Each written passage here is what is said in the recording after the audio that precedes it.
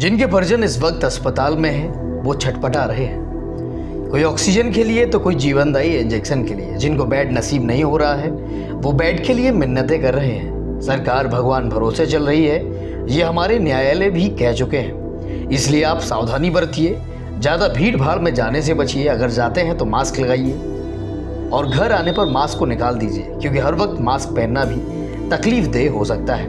Vote डालते वक्त खुद को औरों से दूर रखिए।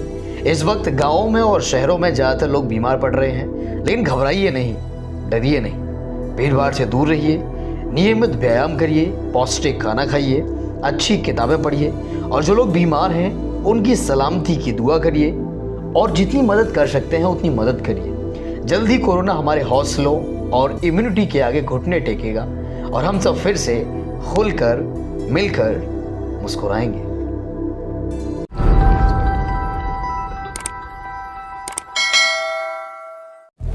मैं जयंती संतराम राजपूत, जिला पंचायत सदस्य क्षेत्र सैदपुर, भाजपा के अधिकृत प्रत्याशी के रूप में समस्त सम्मानित क्षेत्रवासियों को आश्वस्त करती हूं कि हमारे क्षेत्र की जो प्रमुख समस्याएं हैं, जो मैंने क्षेत्र भ्रमण के दौरान जाना है, क्योंकि अभी मैं हर गांव 3-3 बार करके आई हूं, उस दौरान मैंने जाना है कि हमारे क्षेत्र की जो समस्याएं हैं वो सबसे बड़ी समस्या इस समय अन्ना पशुओं की थी, पेयजल समस्या थी, पेंशन थी।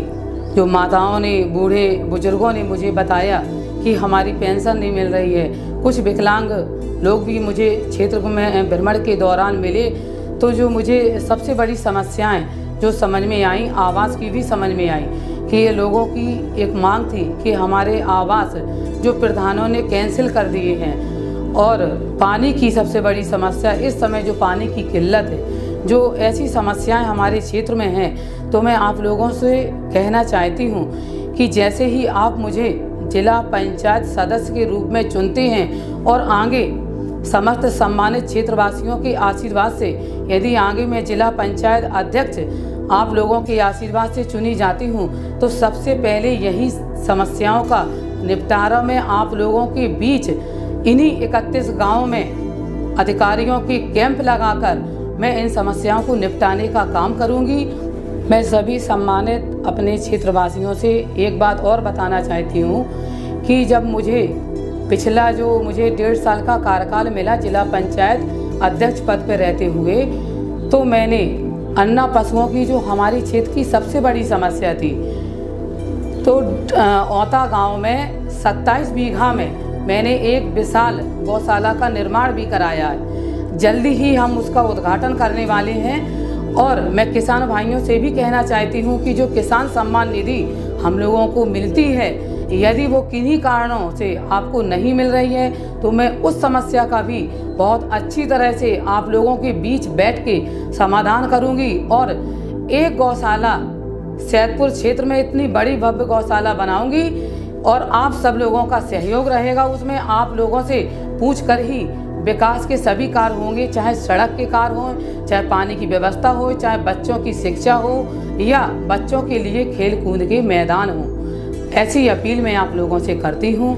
तो मैं सभी सम्मानित सैदपुर क्षेत्रवासियों से अपील करती हूँ कि 26 तारीख को जो पावन महोत्सव जिसको हम लोग मतदान कहेंगे कि 26 तारीख को आप सबसे पहले मतदान करें, उसके बाद जलपान करें। तो आप लोग जाइए और 26 तारीख को गुलाबी कलर के पर्चे में 8 नंबर खाने पे क्रेन मशीन पर मोहर लगाकर मुझे भारी बहुमत के साथ विजय बनाएं। और आप लोगों को मैं आश्वस्त करती हूँ कि चाहे आप मुझे दिन रात चाहे जब बुलाएं, मैं आप लोगों के बीच रहूँगी। और यदि आप मुझे जनप्रतिनिधि के रूप में चुनते हैं और आप सभी बड़ों के आशीर्वाद से, समस्त सम्मानित क्षेत्रवासियों के आशीर्वाद से आगे जिला पंचायत अध्यक्ष बनती हूँ, तो सबसे पहले इन 31 गाँवों के काम मेरी प्राथमिकता रहेगी।